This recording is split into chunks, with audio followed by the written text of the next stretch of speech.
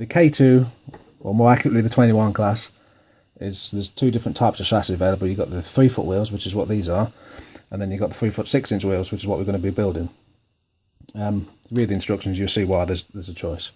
Now, where do we start? You'll have to forgive my stuttering and stuff. There's lots to cover. Not always sure the best way to go about it. Right. If you bought the early version of the K2 chassis, that's not a problem. At the front, you might have to cut off a teeny little piece, which would be, where is it?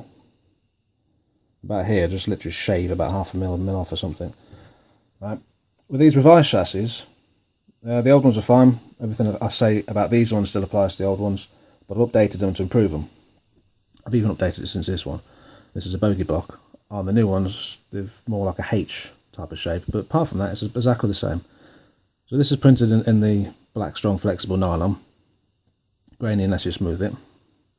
Need to explain a few bits about how this works now. The optional bogie splashes are screwed on roughly where they would have to go. Okay, you'll only be able to get to run these if you have nice, generous curves. Okay, if they're too tight, you might be able to get away with it for a bit. With this one, which has these splashes on, the smaller wheels, you can sometimes get it around a second radius curve, but other times it'll like fall off. So, you know, you need the space really. The real engines sometimes took them off, so it's still correct to have them without them anyway. But the first thing is, again, you just want to get yourself a nice bag to put the bits in. Just snip them off. Little screw there, one there, and off it comes.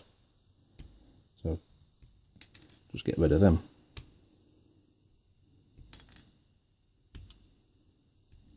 Okay.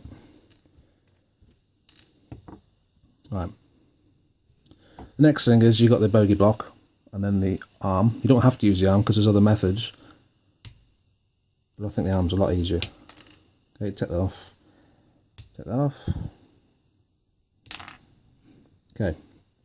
Now, here you have a frame spacer. In the inside you have thickening strips that are optional. You don't have to use them, or you can cut them to size depending on what gearbox you're using. It's just to give you a bit more rigidity and also to just help. I don't know how to describe it. You don't have to use them, but it just makes things easier. It saves things flopping about so much. The brake pads are in position already. The brake gear is on top, and there's a little sprue here, one there, and one here. So again, you just snip it off.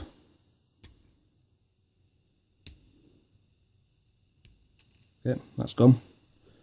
And then these bars are sprues, so same again. 1, 2, 3, 4, should fall out.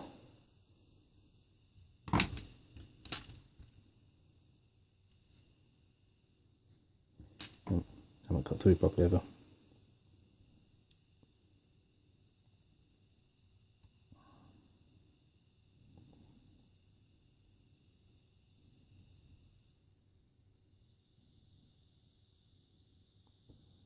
There's some residue powder at the back, that's all.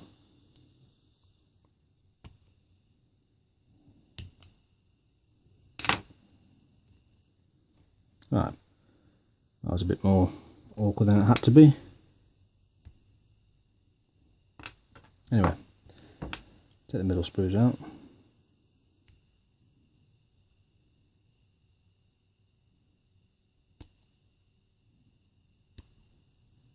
Like I said, these are optional. Once you've cleaned them up, took the tabs off and fired them, you just basically put them on the inside. Okay, now I've got loads of powder there. That's the only thing with this WSF or bus of material.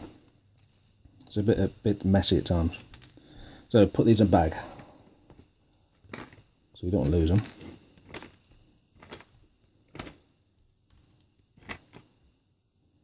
These things as well, they come with little pips on the end, but again in this particular material they don't always turn out perfectly. You can always drill a hole in the inside of these brake hangers to make it a bit easier, but the idea is to spring in. Yeah, a bit like a Hornby's. After that way.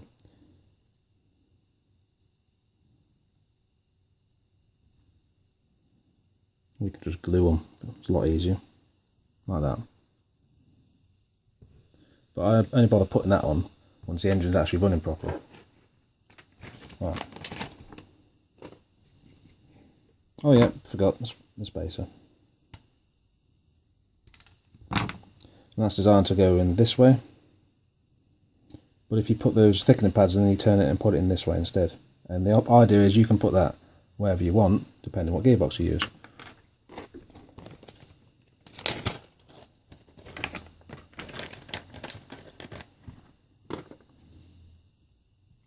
Right. I'll now go and clean up all these pieces and then make the next video. There's some things I forgot to mention before, so I'll go over them now. Various different choices of blades, obviously, that people can use. This is a number 3 Swan Morton blade. Okay. You can get a packet of 100 blades of one type for about a tenner. They come like this, 10 each. It's very simple. Again, I'm not trying to teach people to suck eggs, but I don't know what level you're at.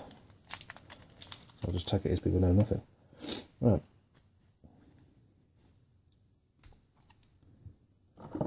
Obviously be careful. There's a blade. I personally just use my hand.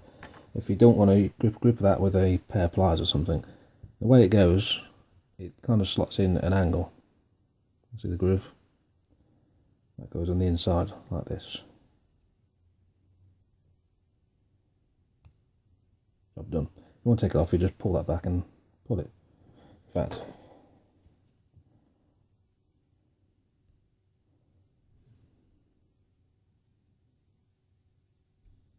there you go.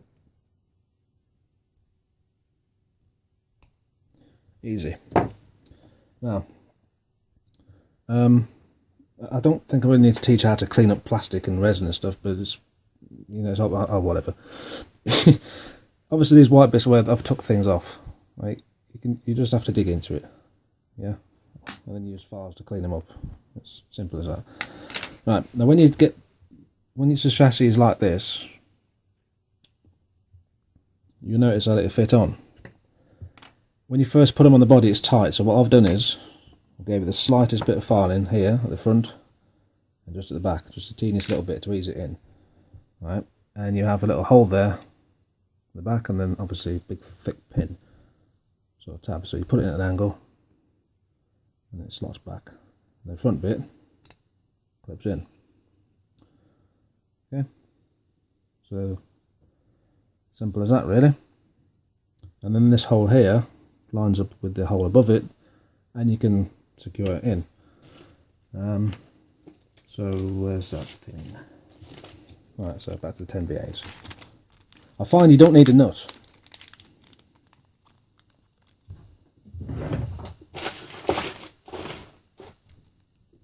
It's a lot easier to get a pair of tweezers too. You don't really need a nut, it self-taps easy. And if you want to put a nut on, if you can fiddle it inside the smoke box saddle, then you can do. Get yourself also, if you don't have it already, a set of these small screwdrivers.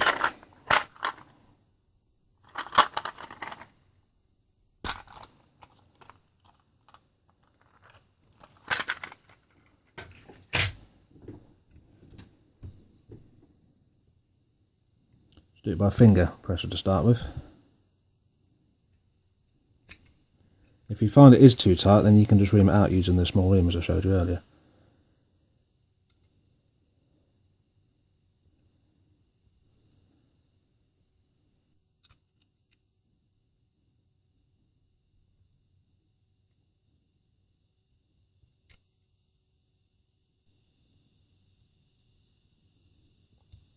Done.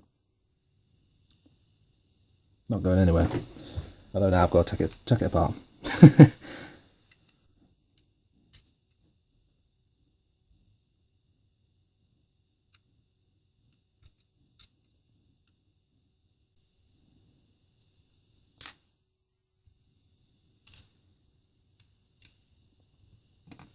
Right. This only applies to this particular chassis, the 3 foot 6 inch wheel ones for the bogies, that is.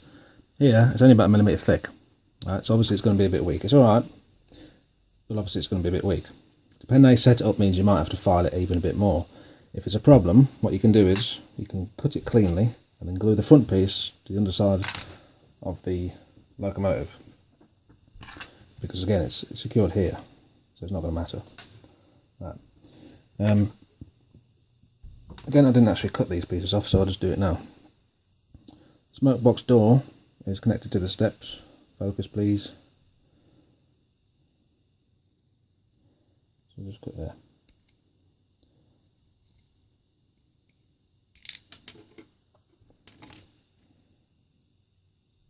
And the buffers are connected to it as well.